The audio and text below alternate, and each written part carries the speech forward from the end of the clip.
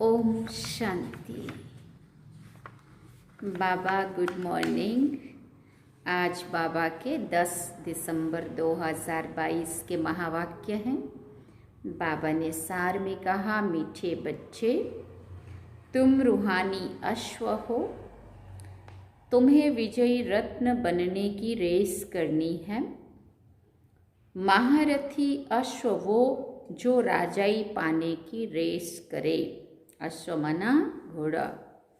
तो महारथी अश्व किसके लिए कहा गया? बाबा ने कहा जो राजाई पाने की रेस करे उसको महारथी कहेंगे। बाबा ने प्रश्न पूछा, तुम बच्चों में सतो प्रधान पुरुषार्थी कौन है और तमो पुरुषार्थी कौन? तो बाबा ने उत्तर में कहा, सतो प्रधान पुरुषार्थी वो जो रचयिता और रचना को जानकर पुरुषार्थ करते हैं, जिनकी बुद्धि में सृष्टि के आदि मध्य अंत की नॉलेज घूमती रहती है, जिन्हें बाप की याद का शुद्ध अहंकार है। और तमो पुरुषार्थी वो हैं जो कहते कल्प पहले जैसा पुरुषार्थ किया होगा वैसे कर लेंगे। कई बार ऐसा सुनने में आता है ना, बाबा तो कहता है ये ड्रामा है, तो जो पहले हुआ होगा वही होगा, फिर क्या करना। परंतु बाबा कहते पहले पुरुषार्थ फिर ड्रामा। पुरुषार्थ पहले करने में पूरा जोर लगाओ, पूरी मेहनत करो, अच्छे से अच्छा हम क्या कर सकते हैं वो करो। करने के बाद जो हो गया फिर उसको ड्रामा समझो। लेकिन हम क्या समझने लगते हैं, ड्रामा में होगा तो कर लेंगे, पहले किया होगा तो अभी भी कर लेंगे। परंतु बाबा कहते ऐसा नहीं, उसको तमो प्रधान पुरुषार्थी कहेंगे। बाबा कहते जिन्हें बाप की याद का शुद्ध अहंकार रहता है उनको सतो प्रधान पुरुषार्थी कहेंगे। जिनकी बुद्धि में सृष्टि के आदि मध्य अंत की नॉलेज घूमती रहती है और जो रचयिता और रचना को जानकर पुरुषार्थ करते उनको बाबा ने सतो प्रधान पुरुषार्थी कहा। और तमो प्रधान पुरुषार्थी क्या कहेंगे? जो कल्प पहले जैसा पुरुषार्थ किया होगा वैसा कर लेंगे, जो मिलना होगा वो मिल जाएगा। गीत सुना, दुखियों पर कुछ रहम करो माँ बाप हमारे। ओम शांति। जब यहाँ बैठते हैं तो जितना हो सके बाप की याद में रहना है। कल भी समझाया कि सारा कल्प तुम देह अभिमानी रहते हो। इस समय ही एक बार देही अभिमानी बनना पड़ता है। देह अभिमान छोड़ वापिस चलना है। ये कपड़े अथवा तन बहुत पुराने हो गए हैं। ये कपड़े माना ये शरीर अथवा तन बहुत पुराना हो गया। ये देह का अशुद्ध अहंकार छोड़ना है। बाप को याद करना है। बाप को याद तो करते हैं परंतु पता नहीं है कि हमारा बाप कौन है। कह देते हैं बाप सर्वव्यापी है, फिर तो पुकार भी ना सके। अगर वो सर्वव्यापी है, वो सबके अंदर है, वो कण कण में है, फिर तो पुकारने की बुलाने की बात ही नहीं रहती है। गाते तो है ना कि ओ गॉड फादर। जब किसी को दुख होता है तो गॉड फादर को याद करते हैं, बुद्धि ऊपर चली जाती है। अगर भक्त ही भगवान हो तो फिर भगवान को याद करने की दरकार ही ना पड़े, ना ऐसा कहना पड़े कि हे भगवान हम दुखी कंगाल हैं। भक्ति मार्ग में है दुख, इसलिए भगवान को याद करते हैं। मैं बच्चों को सुख देकर जाता हूँ तो उस सुख को सभी याद करते हैं। अविनाशी बाप अविनाशी सुख देकर जाते हैं। अब तुम बच्चों का तीसरा नेत्र ज्ञान का खुला है, जिससे बाप रचयिता और उसकी रचना के आदि मध्य अंत को अच्छी रीति जान चुके हो। कल जो घर में गीता पढ़ते थे उस गीता से रचता और रचना का नॉलेज नहीं मिलता था और ही रचना को भूल गए। रचता को भूले तो रचना को भी भूले। बाप तीसरा ज्ञान का नेत्र देकर समझाते हैं, राजयोग सिखलाते हैं, जिससे तुम स्वर्ग के मालिक बनेंगे। गीता पढ़ने से कोई स्वर्ग की याद नहीं आ सकती। कितने लेक्चर करते हैं। अब तुम बाप से डायरेक्ट सुनते हो। तो रात दिन का फर्क फील होता है, उसमें तो रचता और रचना को ही भूल जाते हैं। अभी बाबा ने रचता और रचना का राज बैठ समझाया है और बरोबर पुरुषार्थ भी करते हैं वर्षा लेने का। फिर किसका पुरुषार्थ सतो प्रधान है, किसका रजो, किसका तमो होता है। उत्तम मध्यम कनिष्ठ पुरुषार्थी हैं। बच्चे जानते हैं कि हमारे पुरुषार्थ से इतनी ऊंची प्रारब्ध बनेगी, तो क्यों नहीं ऐसा पुरुषार्थ करना चाहिए। खुद भी समझते हैं कि अभी हम अच्छा पुरुषार्थ करेंगे तो कल्प कल्प ऐसा ही हमारा पुरुषार्थ होगा। अगर नहीं करते हैं तो समझ में आता है कि कल्प पहले भी उसने पुरुषार्थ नहीं किया है, तो पद भ्रष्ट हो जाएगा। अश्व दौड़ते हैं ना, रेस में घोड़े दौड़ होती है, कहते हैं कि फलाने ने विन किया, मैंने जीत लिया। यहाँ भी नंबरवार है। कोई तो ऐसे भी हैं जो कहते हैं हम जास्ती कुछ नहीं समझना चाहते हैं, ना समझ सकते हैं और ना ही किसी को समझाएंगे। उन्हों के लिए फिर सहज युक्ति है कि सिर्फ बाप को याद करना है। लंबा चौड़ा कुछ समझ में नहीं आ रहा है और नहीं कुछ किसी को कह सकते हैं, तो अपने को आत्मा समझ बाबा को याद तो कर सकते हैं ना। याद करना सीखेंगे कि वो भी नहीं बाबा पूछते हैं, याद करना सीखेंगे या वो भी नहीं आएगा।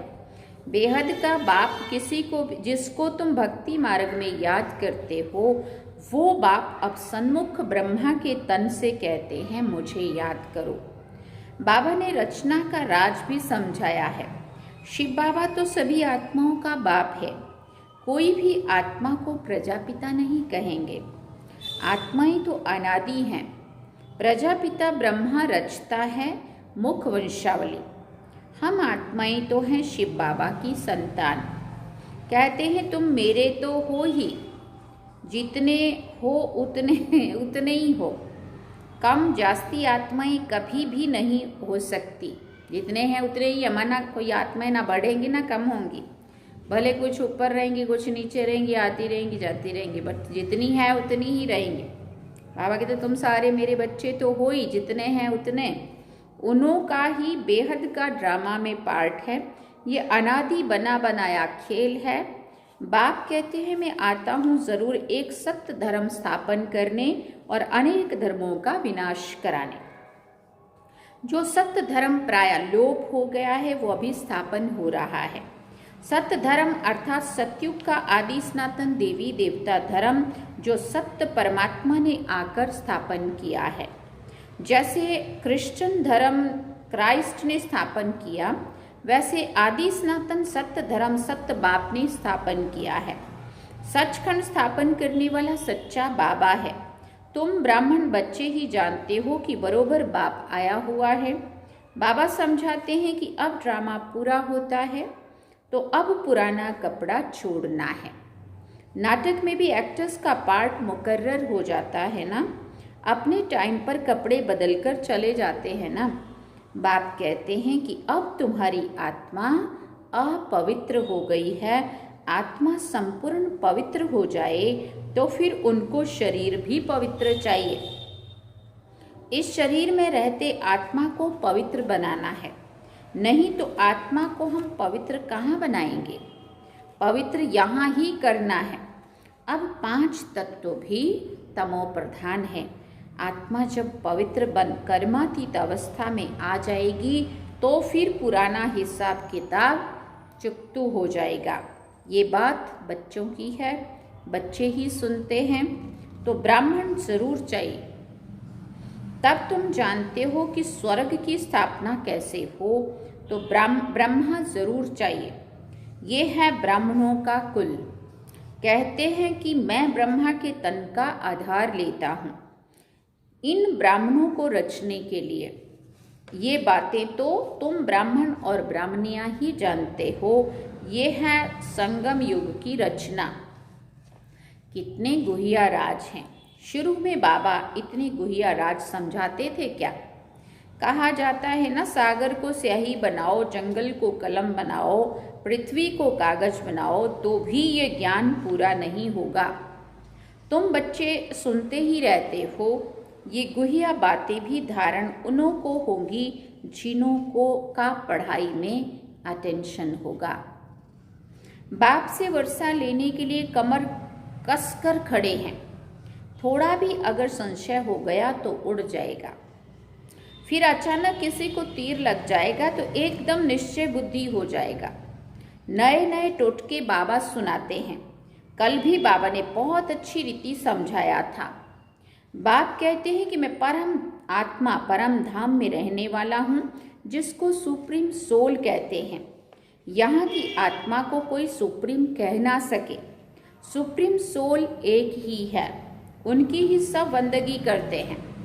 परम धाम में रहने वाला परमात्मा वो फिर सर्वव्यापी हो ना सके। यहाँ तो दुख है, जन्म मरण है। परमात्मा तो जन्म मरण रहित है। जो महारथी हैं, जिनका पूरा पूरा पुरुषार्थ चल रहा है वर्षा लेने का, वो रेस में देखो कैसे दौड़ते हैं। कोई घोड़े ना उम्मीद भी होते हैं, परंतु लास्ट में ऐसा तेज दौड़ाते हैं जो सबसे आगे चले जाते हैं। यहाँ भी ऐसे है, कोई तो चलते चलते ढीले हो जाते हैं, गिर पड़ते हैं, कोई को चोट लग जाती है तो लंगड़े हो पड़ते हैं। यहाँ भी बहुत अच्छे अच्छे नए बच्चे हैं जो पुरानों से भी बहुत तेज दौड़ रहे हैं। कईयों को पुरुषार्थ करने में ग्रहचारी बैठती है। कोई पर कभी बृहस्पति की दशा बैठती, कभी चक्र शुक्र की, कभी शनिचर की, राहु की दशा भी बैठ जाती है। तो कभी फायदा कभी नुकसान होता रहता है। बाबा खुद जानते हैं कि इस बच्चे पर ग्रह जारी है, इस कारण ग्रहण लगा हुआ है। बाप कहते इससे पार होकर तीव्र वेगी बन जाओ। जब राहु का ग्रहण लगता है तो 2-3 वर्ष पवित्र रह फिर कर्मेंद्रियों से विकार में चले जाते हैं। बाप कहते हैं काम महाशत्रु है, इन पर विजय पानी है। अच्छे अच्छे बच्चों पर भी ग्रहचारी लग जाती है, शादी कर लेते हैं। बाबा कहते प्रण भी करते हैं तो हम पवित्र रहेंगे, परंतु फिर गिर पड़ते हैं। कभी श्रीमत पर चलते, कभी फिर उल्टी मत पर चल पड़ते हैं। बाबा बच्चों को अच्छी रीति जानते हैं। बाबा को कहते हैं बाबा हमारी अब रेस चल रही है। बाप कहते हैं कि खबरदार रहना, क्योंकि रेस माना घुड़ दौड़ है ना। देखो बच्चे, भविष्य 21 जन्मों का सुख मिलता है, ये कोई कम बात है क्या? भूल करने से फिर भविष्य सभी जन्मों पर ग्रहचारी अथवा घाटा लग जाता है। इसलिए बाबा कहते हैं श्रीमत पर पूरा पूरा पुरुषार्थ करो। बाबा तो पहले से ही बता देते हैं जितना रुस्तम बनेंगे, पहलवान बनेंगे, ज्ञान योग में तीखे होंगे, उतना माया के तूफान भी जोर से आएंगे। खबरदार रहना, कर्मेंद्रियों द्वारा विकर्म कर पाप आत्मा नहीं बनना है। तुम हो ईश्वरीय औलाद तो बहुत रॉयल बनना है।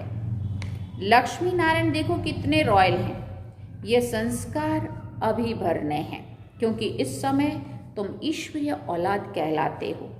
मान तुम्हारा अभी है, बलिहारी तो इस एक जन्म की माननी चाहिए, बाकी तो 84 जन्म ले पतित बनते आए हो। जब तक बाबा ना आए तब तक ये मनुष्य सृष्टि झाड़ जड़ जड़ी भूत तमो प्रधान होना ही है। इन लक्ष्मी नारायण को भी विश्व का मालिक उस मालिक ने बनाया। सोमनाथ का मंदिर भी बहुत नामी ग्रामी है। शिव बाबा ने धन दिया है, इसलिए उनके मंदिर में भी बहुत धन लगाया। पुजारी भी जब बनते हैं तो कितना धन रहता है। जो इतने मंदिर बनाए हैं तो पूज्य पने में कितना न धन होगा। द्वापर युग से जब हम साधारण राजाएं महाराजाएं बने, पुजारी बन के पूजा करने लगे, देवी देवताओं के मंदिर बनाने लगे, तो भी इतना धन होता है। बाबा कहते तो इसके पहले जब पूज्य होंगे तो कितना होगा। अभी तो है प्रजा का प्रजा पर राज्य, कुछ है ही नहीं। ब्रह्मा की रात है ना, फिर ब्रह्मा का दिन होता है तो स्वर्ग बन जाएगा, हीरे जवाहरों के महल बन जाएंगे। भला इतना सोना आएगा कहाँ से? वहां सोना तो मिट्टी मिसल होता है। कितना अच्छा लगेगा। दिखलाते हैं कि पहाड़ों में गरमाइश होती है तो फटते हैं, खानियों से ही सोना निकलता है ना, सोने की ईंटें बनाते होंगे। जैसे माया मच्छंदर के खेल में दिखाते हैं तो उसने सूक्ष्म वतन में सोने की ईंटें देखी, समझा ले जाएंगे, आंख खोली तो कुछ भी नहीं। यहाँ भी बच्चे दिव्य दृष्टि में सोने के महल देख कर आते हैं। बच्चों ने गीत तो सुना, दुखियों पर कुछ रहम करो माँ बाप हमारे। बाप का नाम है ही ब्लिसफुल, ऐसे नहीं कि वो सभी में विराजमान है। माया ने बुद्धि को बिल्कुल ही ताला लगा दिया है। बाप कहते हैं कि मेरे सिवाय ये ताला और कोई खोल नहीं सकता। नंबरवार ताला उन्हों का ही खुलता है जिनका कल्प पहले खुला था। उन्हों के पुरुषार्थ से समझ सकते हैं कि ये अच्छी सर्विस करते हैं। परमपिता परमात्मा ने जरूर कोई शरीर धारण किया होगा। उनकी पहली रचना है ब्रह्मा। ब्रह्मा के मुख द्वारा ब्राह्मण रचे। ब्राह्मण है चोटी, जगत अम्बा ब्राह्मणी है, ब्रह्मा ब्राह्मण है, शक्ति सेना ब्राह्मण ब्राह्मणी है। बाप कहते हैं मैं हूं ही नॉलेजफुल, मेरा भी ड्रामा में पार्ट है।